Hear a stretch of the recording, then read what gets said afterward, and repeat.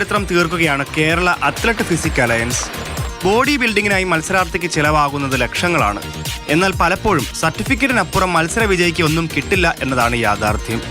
Body ബിൽഡേഴ്സിന് വേണ്ടിയിട്ട് കൊടുക്കുന്ന സമ്മാന തുക ചരിത്രത്തിൽ ആദ്യമായി 1 കോടി രൂപയുടെ സമ്മാനം കൊടുക്കുകയാണ്. ഒരു ബോഡി ബിൽഡർ ആ ബോഡി മേക്ക് ചെയ്യാൻ വേണ്ടിയിട്ട് ലക്ഷക്കണക്കിന് രൂപയാണ് ചിലവാക്കുന്നത്.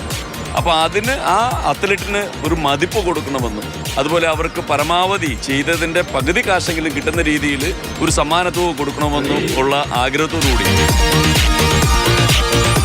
കേരളത്തിലുടനീളം മത്സരങ്ങൾ കാപ്പ സംഘടിപ്പിക്കും. ഇതിന്റെ ആദ്യഘട്ട മത്സരങ്ങളാണ് തിരുവനന്തപുരത്തേത്.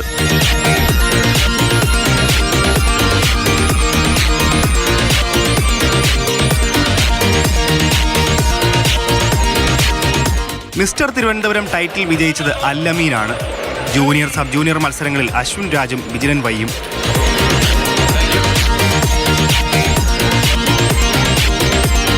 വഞ്ചിയൂർ സെന്റ് ജോസഫ് ഓഡിറ്റോറിയത്തിൽ നടന്ന മത്സരത്തിൽ വിവിധ ഇനങ്ങളിലായി 100-ലധികം മത്സരാർത്ഥികളാണ് പങ്കെടുത്തത്. മാതൃഭൂമി ന്യൂസ്, തിരുവനന്തപുരം.